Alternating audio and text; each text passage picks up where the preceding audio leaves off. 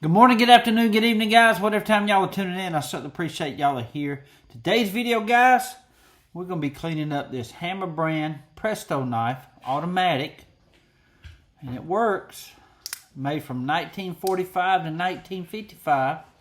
But we're going to be sanding the handles down. We're going to be cleaning this blade up. We're going to be reprofiling that tip right here. You see it's rounded off right there. But we're going to be cleaning up the inside. It's got a bunch of gook in there.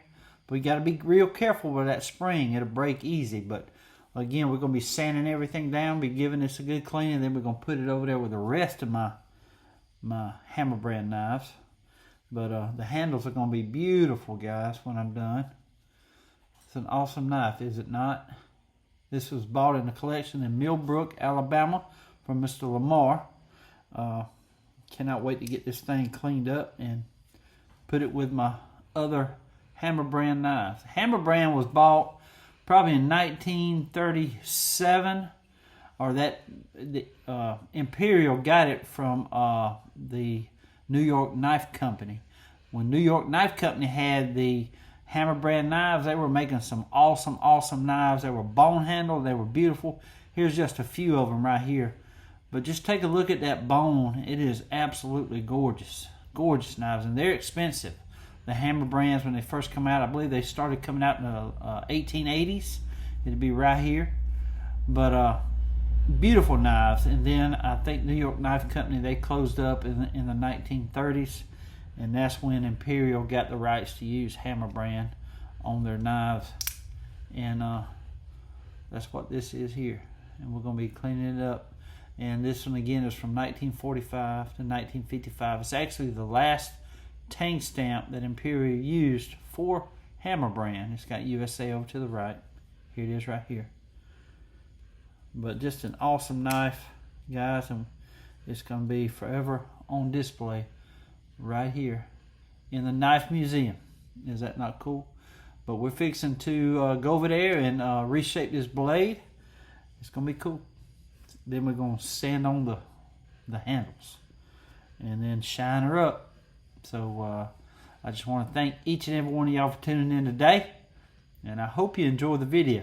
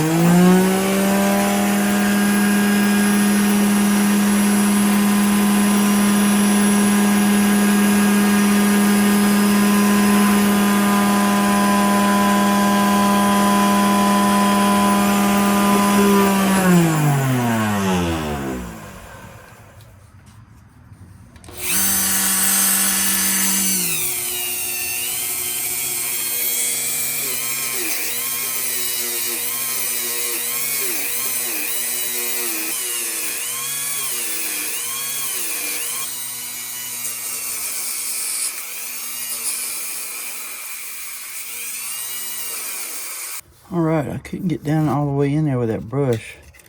You got to be careful with the spring, though. These springs are easy to break. And this thing's old, you see. There's a bunch of goop down there on top of the spring. Y'all can see it. See it all down in there? So we're just going to use this screwdriver here to scrape all that stuff out. With this spring right here, see it right there? That is easy to break. Along with these tabs. I'm not taking it all the way apart. I'm just going to clean the outside and be done with that. And what I can get down in here.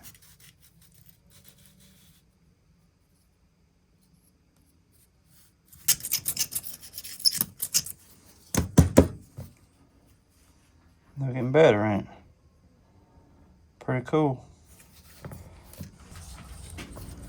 Okay guys, I'm about to sand it down. I'll start with 400 and work my way all the way up to 5,000. We're gonna sand the handles down, sand inside here. You gotta be careful though with that spring now. There it is way up there. We're just gonna lightly go over it on the inside.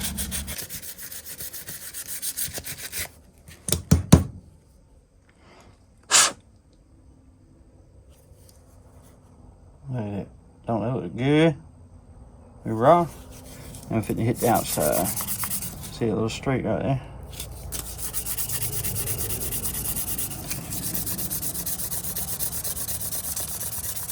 Okay guys, clean this thing up really good. I can't sand on it real good with these buttons in the way, so we're actually gonna go ahead and take this side off. Just trying to find a small screwdriver here. See that tab? I gotta bend that tab up and it'll come right off of there, but you gotta be real careful. That made me a little tool, see?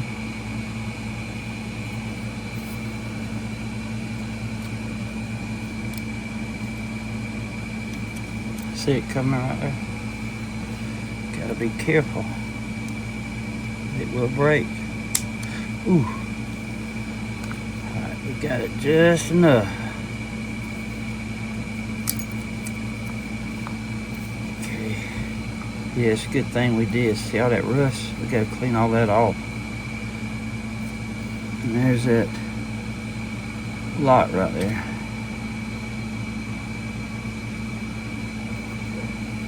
Yeah, we gotta clean that. We're gonna go ahead and take the other one off too.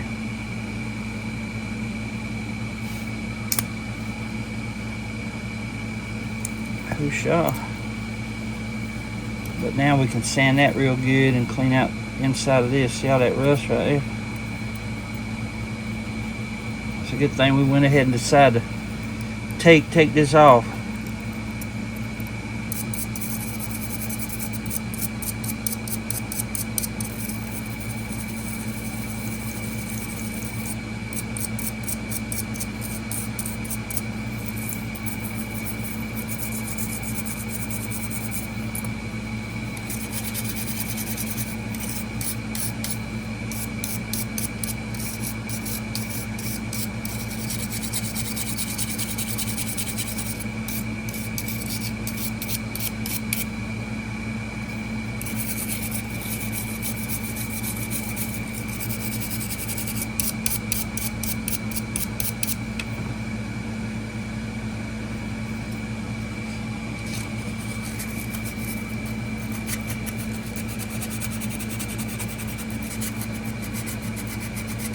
Take it over here on the wire brush, my Dremel.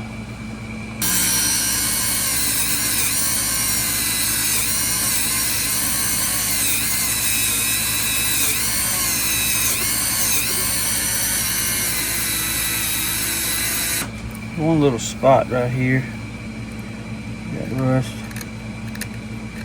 hard. It's pitting right there. Go ahead and scrape it off.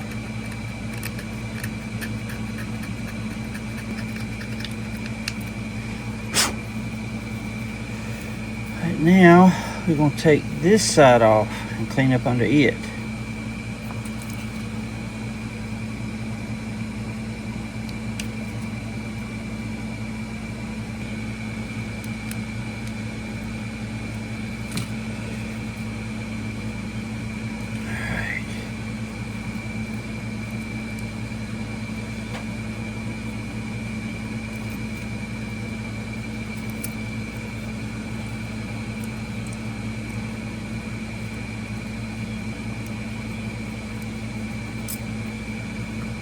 That side ain't bad at all, but we're still gonna hit it with the wire brush.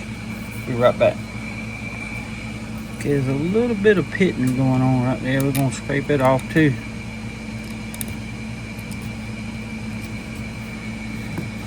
Other than that, it's getting clean now. I'm gonna hit this real good.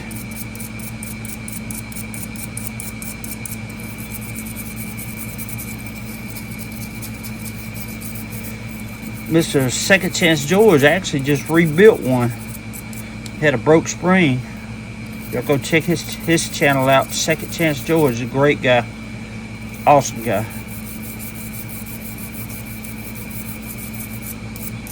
But I just so happened to get one of these in the collection. I wanted to get it cleaned up, put on my shelf. Because I'm a big fan of Hammer Brand and the way they've done the handles. They're so beautiful and colorful. But we're fitting to sand these down now, and we're going to put these back on there.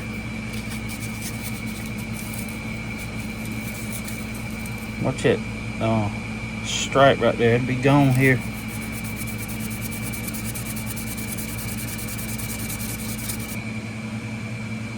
Okay guys, I've already sanded it down. Now we're fitting to oil this down before we put it back together again, and then we got to reshape this blade right here.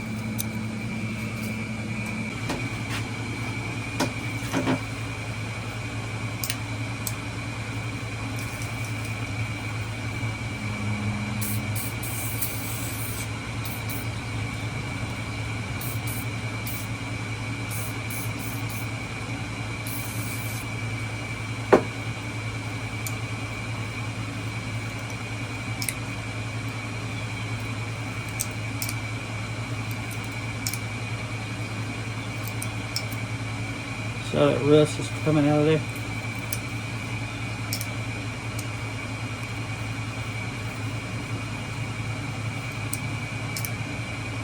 See right there?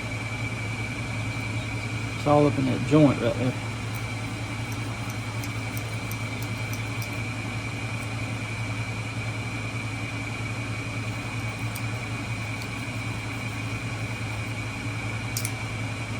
See that grime, see?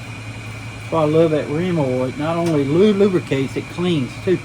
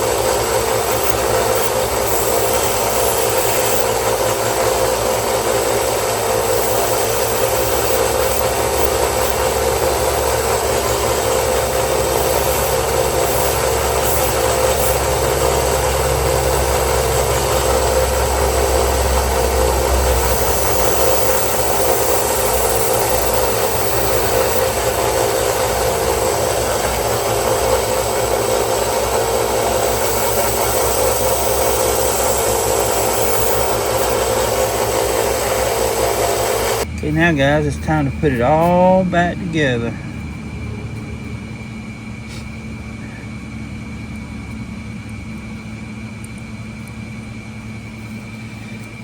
Hook that in that bottom. See that tab? It's got to go in that bottom right there. Just like so. Push it up.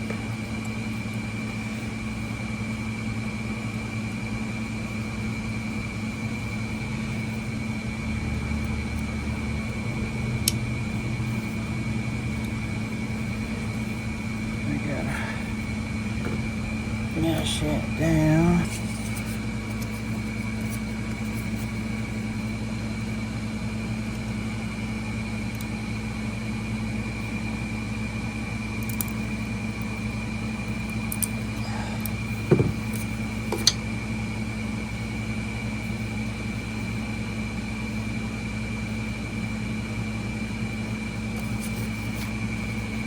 Now for the other side.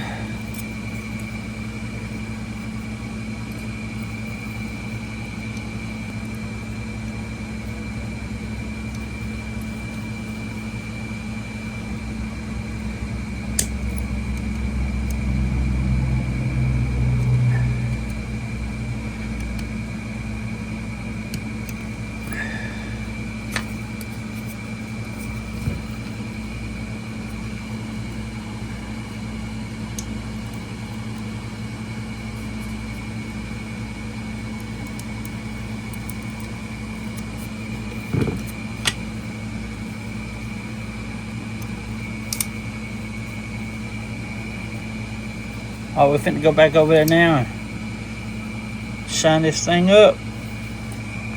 Okay, guys, we're fixing to hit it with some Neville dull. Get a new piece.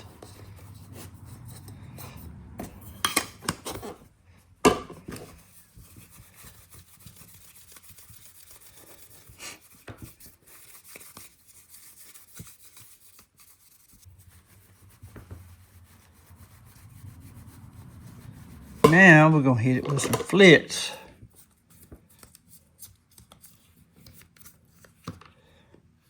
I'm telling you guys, this thing's gonna shine like new money.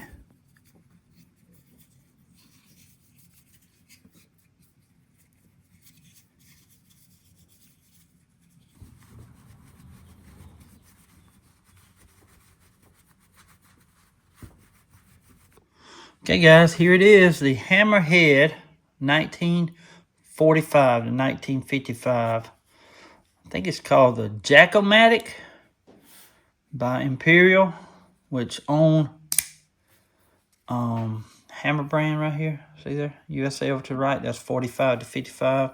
I redid that point.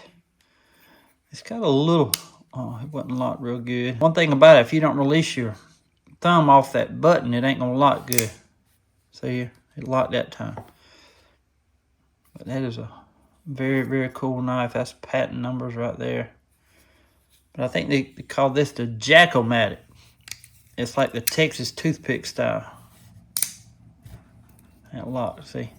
You got to just click it and move your thumb out of the way of the button so it'll lock. But anyway, I redid that point right there. Give it a nice new edge, and that's that old, good old carbon steel. It sure does lock good. I mean, it sure does sharpen up good, that old carbon steel. Beautiful knife. You see the handles. Beautiful, ain't it? This still does not work because if you lift it up, it's supposed to go around that all the way over, and it don't. It must have been wore out or something because it still wants to open up. But it's all right. Let's see how that locks. Beautiful knife. Well, we're fixing to learn about these knives over there on my other desk. I didn't get my thumb out of the way. There you go. Beautiful knife now. It's gonna go right over there on my shelf with my other hammer brands. Hoorah. Okay guys, here is a article on Blade magazine. It's Blade, the world's #1 knife publication. But it's antique switchblades, World War II and beyond. It says the first patent, guys, I did not know this, from its first patent in 1884, the switchblade was an important addition to most early U.S. cutlery companies. According to Mark Erickson, author of Antique American Switchblades, between 35 to 40 companies made and or sold switchblades, including almost all of whose name longtime collectors recognize: Ariel, Camillus, Case, Challenge, never heard of Challenge, Colonial, George Schrade, K-Bar, LL Bean, Novel, Shapley, Hardware, Queen, Remington, Schrade Cutlery Company, Utica, Wade and Butcher, and Shapley Hardware, to list a few. How about that? Very, very cool. Because of the collectability of the named companies, a significant variety of styles, sizes, and handle materials assorted with them, switchblades have become a serious endeavor for many collectors of antique knives. That is so cool.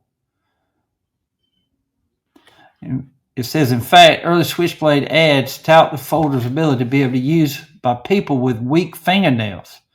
These knives will be a wonder for those who have difficulty opening a traditional knife, stated one such ad. It says, for many other occupations, the switchblade and its ability to be opened with one hand has proven immensely important. Mechanics, fishermen, ranchers, soldiers, veterinarians, and even Boy Scouts were frequent users of the pocket knives. With a wiggling fish in one hand, it is easy to see how a switchblade could be a valuable asset to most fishermen when cutting a line. That is so cool. Moreover, most switchblades have a lock safety that keeps the blades from opening accidentally and the open blade from closing on the hand. An early fly lock knife company ad touted the ideal knife for all outdoors and sports use. One hand only required to open or close, leaving the other hand free to grip a rod or gun. How about that?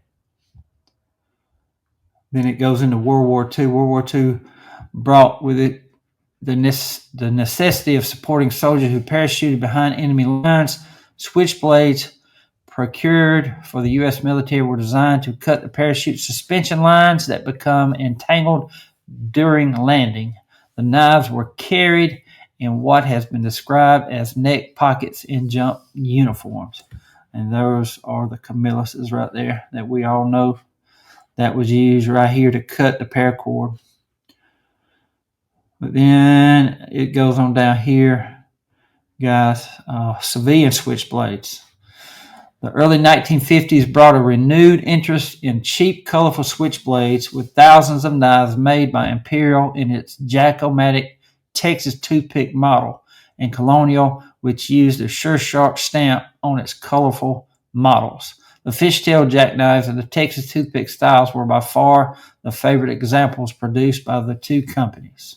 The George Strait Company continued to produce popular switchblades with celluloid handle stamped Presto. The knives were made with a single blade, double blades, the latter with a push button for each blade, and even a letter opener with a push button in one end. That's very cool. It goes on down here. Because the knives were inexpensively priced, they were extremely popular with the boys in the 1950s. Because of the knives' widespread use, some advertisers saw an opportunity to emboss various ads on them, giving them away as a novel company promotion gimmick. Very, very cool.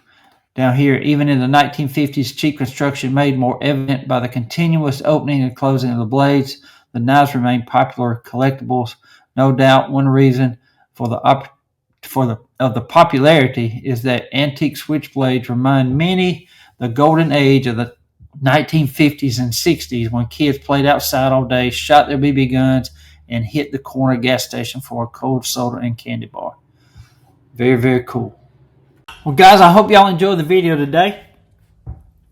There it is right there, guys. It's fixing to go on my shelf up there with my other my hammer brands. Ain't that cool? Beautiful piece that I got in the collection I bought up in Millbrook, Alabama by Mr. Lamar. Beautiful, beautiful piece. You got to move your thumb out of the way quick. How about that? Ain't that cool? Beautiful knife now, guys. It was dirty. I'm glad I went ahead and took the handles off the scales because I'm always worried when I do that because them tabs, I'm telling you, will break so easy. But this one didn't. Beautiful piece. It will be forever on display right here in the Knife Museum. I love it, guys. Love it. But a little bit of history there on those switchblade knives. 1884 was when the first patent come out for a switchblade. Ain't that cool? Awesome. Beautiful, though. I love the Hammer brand scales, guys. They just have a beautiful coloration on that material that they use right there. Beautiful piece. Beautiful. Well, guys, I'm going to be going over to meet Mr. Lamar, Mr. Eric, Mr. Wade, Mr. World Famous Michael Hale, Mr. Tony, and Miss Chloe. We all going to be meeting up over there, and we're going to be doing some knife swapping, knife trading, and talking about knives. Wade's got some pretty cool knives he just received from Calhoun Knives. Y'all go check him out. It's a new channel, but he's got some awesome knives. I'm trying to find his sticker. I know I'll put it up here. But it's Calhoun Knives. Here it is right here. But he's a great guy. He really is. There it is right here. Calhoun Knives. He's pretty cool. He shows some amazing knives. He just bought a big old collection. A big collection of mint, elephant toes, all kind of case knives that are mint, guys. Old. So y'all go check them out. Calhoun Knives. His name is Nate. Tell him I said hey. Well, anyway, guys, thank y'all so much for tuning in today. I want to say God bless to each and every one of y'all. Till we meet again, guys. That'll be like a good night. Stay sharp.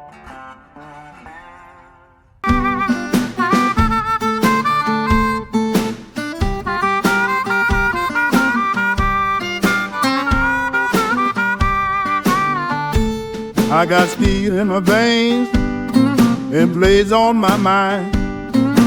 Out in the wild looking for what time left behind.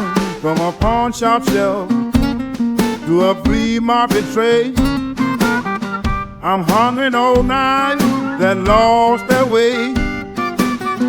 Then I might shoot ignite my free China day. I'm the night doctor, baby. I'll bring them back alive, saving the lives of old knights, helping us survive.